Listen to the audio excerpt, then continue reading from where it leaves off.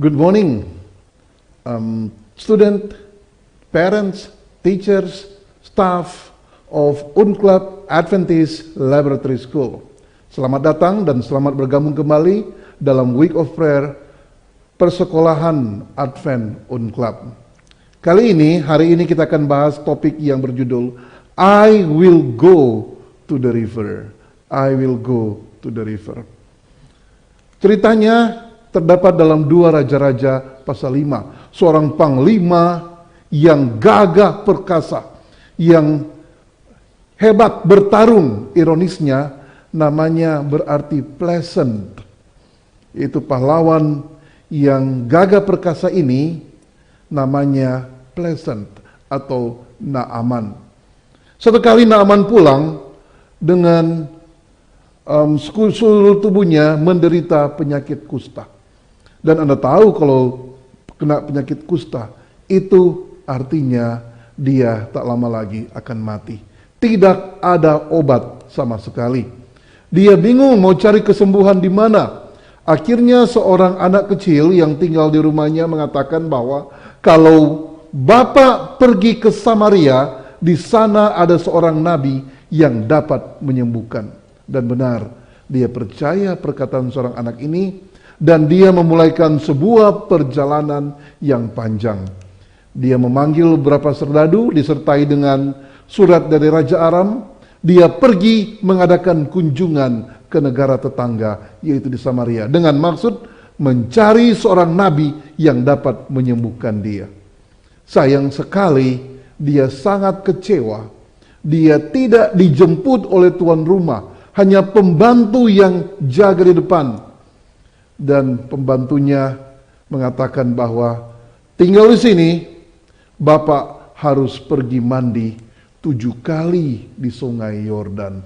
Pergi mandi dulu 7 kali di sungai Yordan. Benar-benar tuan rumah yang tidak tahu tata krama ya.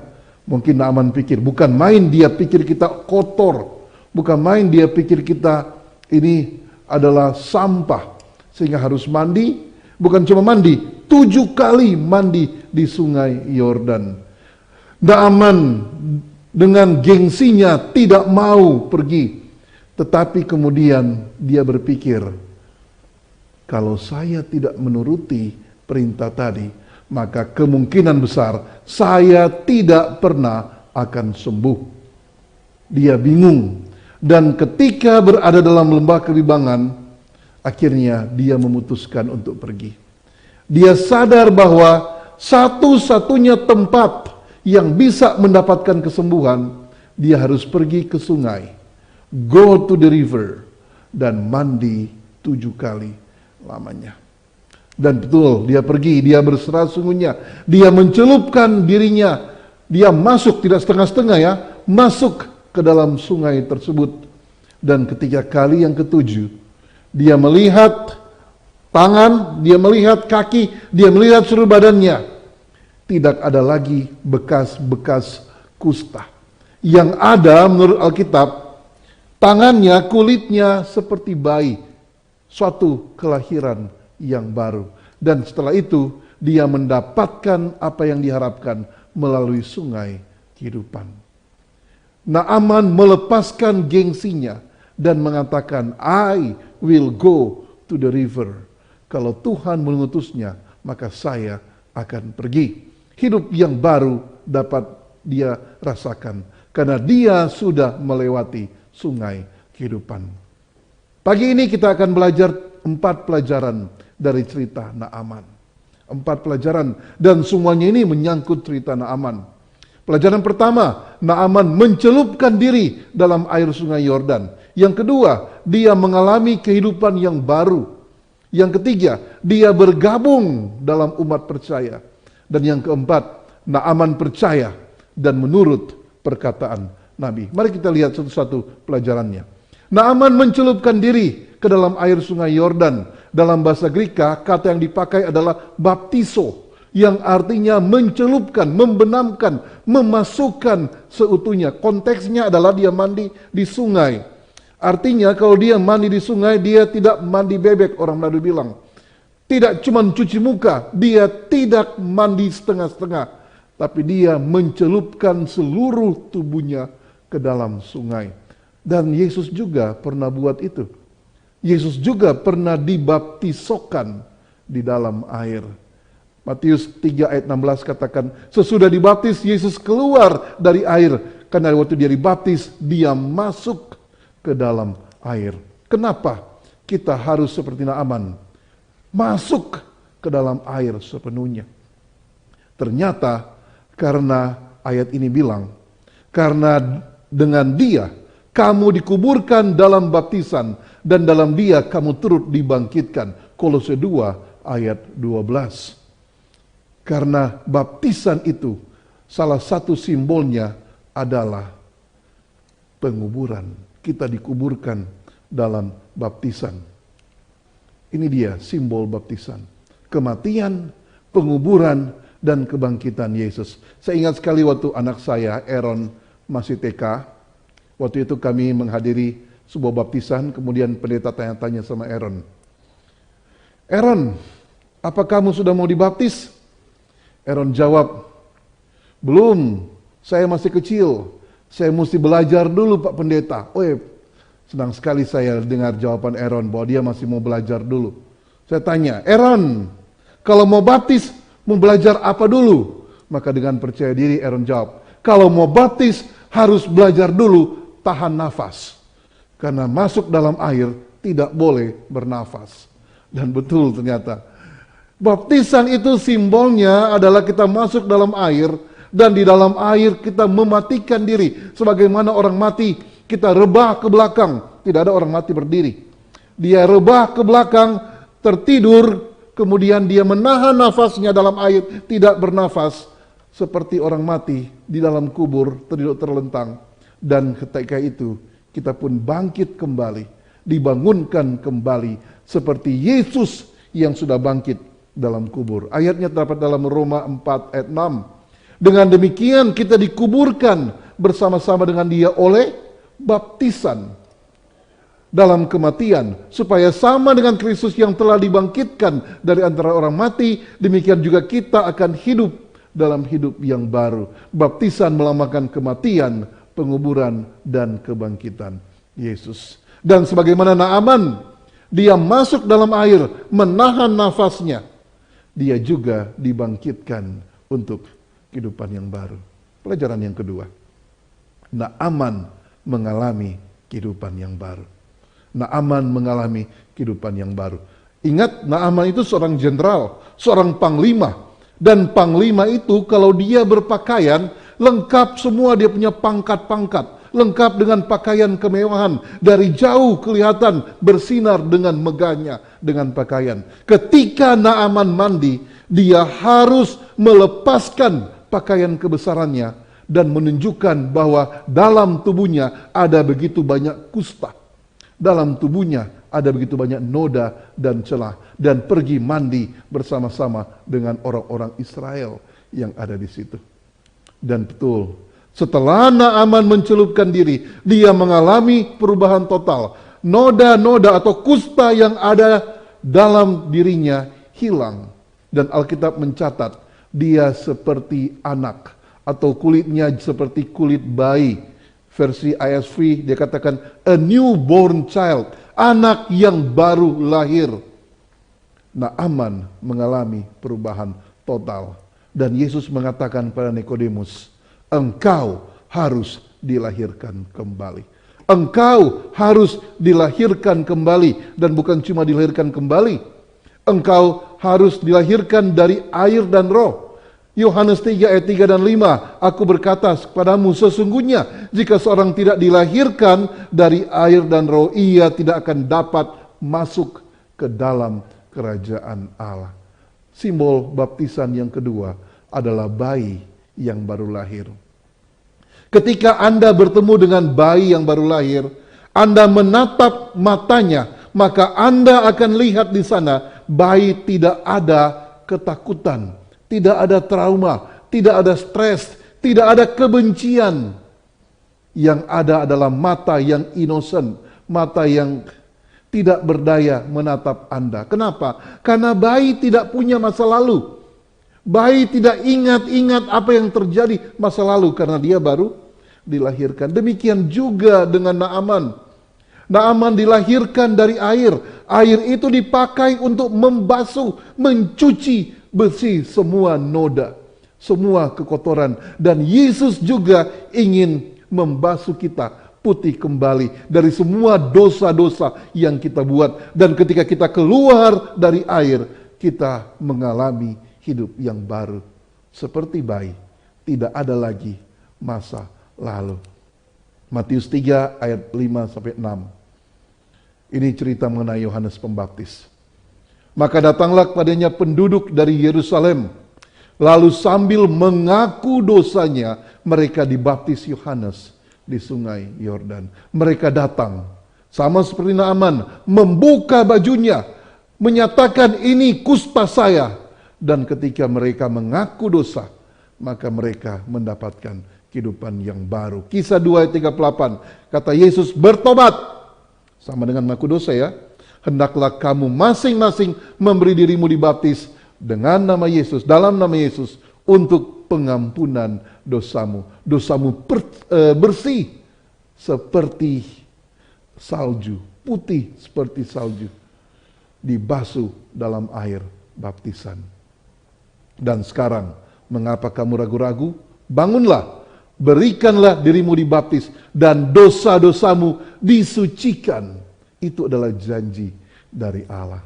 Dan Naaman sudah merasakan pengalaman kelahiran baru bagi Naaman ternyata dapat menjadi bagian kita kalau kita mau memberikan diri kita untuk dibaptis. Pelajaran yang ketiga, cerita Naaman. Naaman bergabung dengan umat percaya. Sejak kejadian bertemu dengan Elisa, Naaman tidak lagi sama seperti yang lalu. Dikatakan bahwa Alkitab mencatat Naaman membawa pulang tanah dari Israel supaya dia boleh pergi menyembah Allah Israel walaupun dia kembali ke tempat kelahirannya. Dia mengidentifikasikan diri sebagai orang Israel, tidak lagi kembali menjadi seorang panglima musuh Israel yang ditakuti. Apakah baptisan berarti saya menjadi bagian dari gereja Kristus? Jawabannya ya. Ketika kita dibaptis, kita meninggalkan ikatan-ikatan yang lama. Kita masuk dalam satu tubuh. Anda bisa lihat jawabannya dalam ayat-ayat seperti ini. Kisah 2 ayat 47.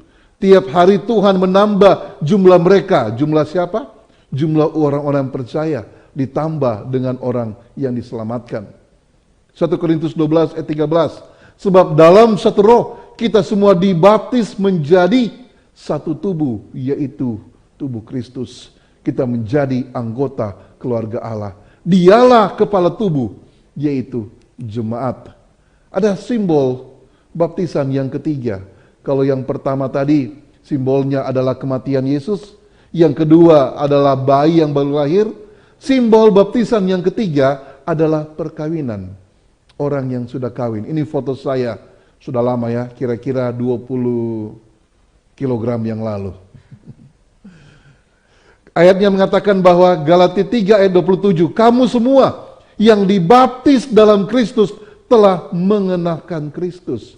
Dan ketika kita menggunakan kata mengenakan, itu artinya kita memakai nama Kristus. Sejak saya kawin dengan istri saya mengenakan nama Wulur. Masuk gate waktu pertama-tama baru kawin, masuk gate Unclub, cari di mana Ibu Wulur. Semua orang tidak kenal.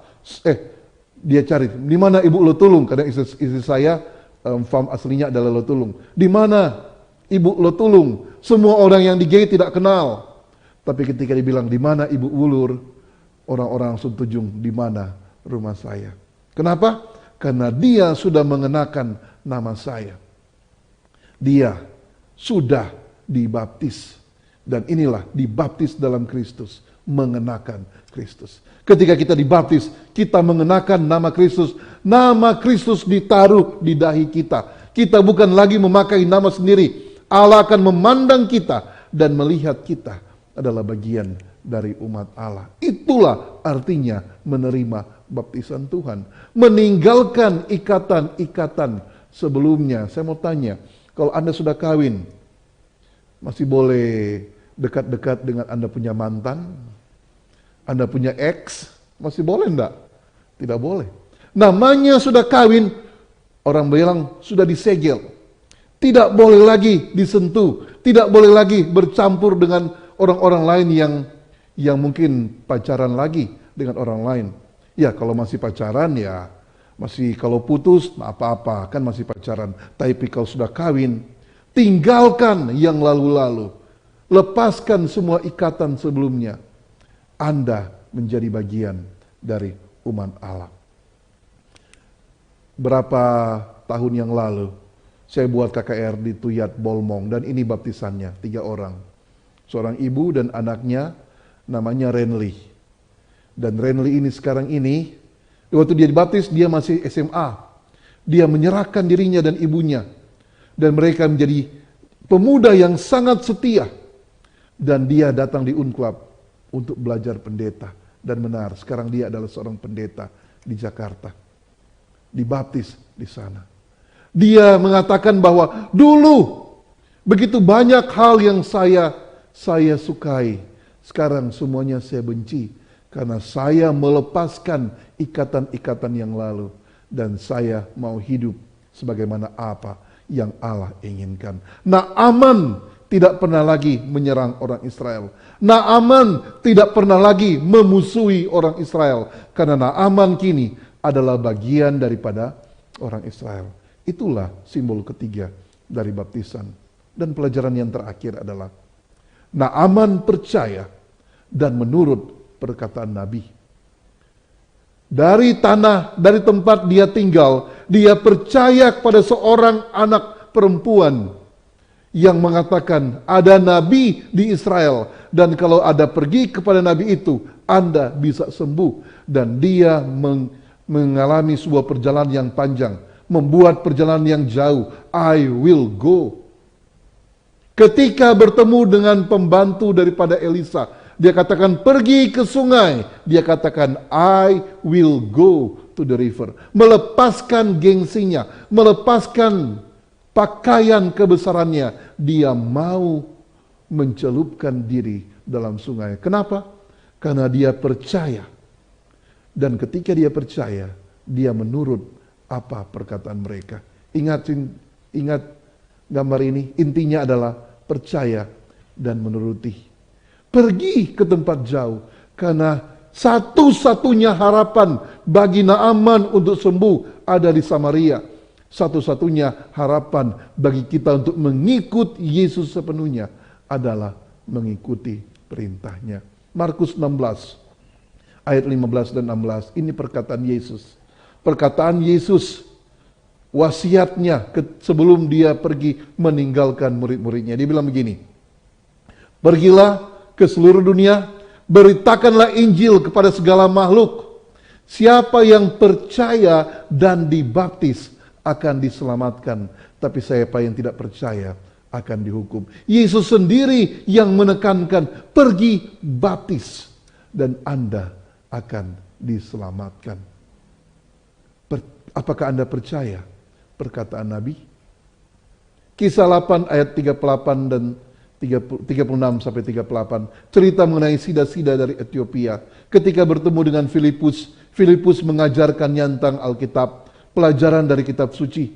Dan ketika mereka belajar, maka sida-sida pun bertanya, lihat di situ ada air. Apakah halangannya jika aku dibaptis? Saud Filipus ini.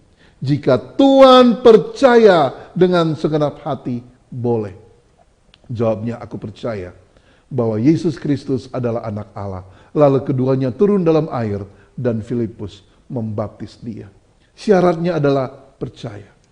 Ketika kita percaya kepada Nabi, maka kita akan menuruti apa perkataan Nabi tersebut. Naaman percaya. Ada 1001 alasan untuk dia menolak. Dia bisa saja terus mempertahankan gengsinya, gantinya ke sungai, dia kembali ke tempat kelahirannya, ke negeri asalnya, tapi dia tidak melakukannya. Dia percaya perkataan Nabi. Kembali saya ingatkan pelajaran dari cerita Naaman. Ada 4 pelajaran. Naaman mencelupkan diri, masuk ke dalam air seluruhnya, tidak setengah-setengah, melambangkan kematian dan penguburan dan kebangkitan Yesus. Yang kedua, Naaman mengalami kehidupan yang baru, dilambangkan seorang anak yang baru lahir. Naaman mendapatkan hidup yang baru, dosanya dihapuskan. Yang ketiga, Naaman bergabung dengan umat percaya. Naaman mengenakan Kristus, simbolnya adalah perkawinan, dan Naaman menjadi bagian daripada umat percaya. Dan yang terakhir, bagaimana kita bisa dibaptis adalah ketika kita percaya dan menuruti apa perkataan Nabi. Saya ingin bawakan 2 buah ayat terakhir. Ayat yang pertama terdapat dalam Matius 3 ayat 15. Peristiwanya adalah Yesus datang pada Yohanes, memohon untuk dibaptiskan. Yohanes mengatakan bahwa untuk melepaskan kasutnya pun dia tidak layak. Tapi Yesus katakan, biarlah itu terjadi. Karena demikianlah sepatutnya kita menggenapkan seluruh kehendak Allah. Dan Yohanes pun menurutinya. Kenapa Yesus dibaptis? Karena dia menggenapi kehendak Allah. Dia mau menuruti kehendak Allah. Sekarang ini saya mau mengundang saudara-saudara sekalian, siswa, orang tua, bahkan kita semua, mari kita datang mengikuti Yesus. Kalau kita menyerahkan diri kita, terutama dalam baptisan, ingat bahwa kita menggenapkan kehendak Allah. Bukan keinginan guru-guru, bukan keinginan dari pembicara, bukan keinginan dari kepala sekolah, bukan supaya saya dapat nilai bagus, tapi karena saya mau menuruti kehendak Allah. Itulah baptisan. Ketika kita menolak untuk dibaptis, apa artinya? Lukas 7 ayat 30. Tapi orang-orang Farisi dan ahli-ahli Taurat menolak maksud Allah terhadap diri karena mereka tidak mau dibaptis oleh Yohanes. Ketika Anda tidak mau dibaptis, sama seperti orang Farisi dan ahli Taurat, Anda menolak maksud Allah. Anda menolak Allah, bukan menolak orang lain. Saya ingat sekali seorang ibu yang dibaptis di Bitung tahun 2010. Dia melihat ayat ini. Kemudian dia bilang, saya sudah ikut banyak kali KKR. Saya sudah dengar banyak mengenai baptisan. 20 tahun saya bergumul. Tapi ketika saya membaca ayat ini, saya dapati bahwa itu adalah maksud Allah. Akhirnya saya mau untuk dibaptis. Karena ketika Anda melawan Allah, maka Anda tidak pernah akan merasakan damai sejahtera. Kembali panggilan kepada hari ini. Kepada siswa, kepada orang tua, kepada semua yang mendengarnya. Apakah engkau mau membuat tekad bahwa saya mau dibaptis, I will go to the river. Sebagaimana Yesus dibaptis. Sebagaimana Naaman menuruti perintah Nabi. Menuruti kehendak Allah. Pertanyaan saya dan jadi jawaban bagi kita semua. Mari kita tutup dengan doa. Mari kita berdoa. Bapa kami, Allah kami yang bertata dalam kerajaan surga, tolonglah kami Tuhan membuat suatu keputusan bahwa kami mau mengikuti Engkau, bahwa kami mengikuti perkataan-Mu, menuruti kehendak-Mu, menggenapi maksud-Mu dalam diri kami. Ya Tuhan, bantu kami untuk meninggalkan kesombongan kami sendiri, meninggalkan merasa cinta diri, merasa bahwa kami layak. Tolong kami Tuhan menyadari bahwa kami ini seperti Naaman menderita kusta dan kami hanya bisa datang kepadamu. Engkau satu-satunya yang dapat menyelamatkan kami. Tuntun kami Tuhan supaya kami bisa pergi ke sungai dan kami bisa datang untuk memohon baptisan yang daripadamu. Ya Tuhan, memberkati akan masing-masing siswa. Tuhan berkati mereka dengan hikmat akal budi, mampukan mereka jadi pelajar-pelajar yang baik, yang berhasil, yang satu kelak akan terhitung sebagai umat-umat Tuhan. Berkati orang tua mereka Tuhan dalam studi, dalam tugas sehari-hari, dalam pekerjaan mereka. Tuhan, mampukan orang tua ini dapat memfasilitasi siswa belajar, tapi lebih dari itu memberikan karakter Tuhan dalam kehidupan mereka. Berkati sekolah ini juga Tuhan, guru-guru, kepala sekolah, semuanya dapat menjadi berkat kepada siswa-siswa ini. Ampuni kami dan segala dosa kami, dalam nama Yesus kami berdoa. Amin.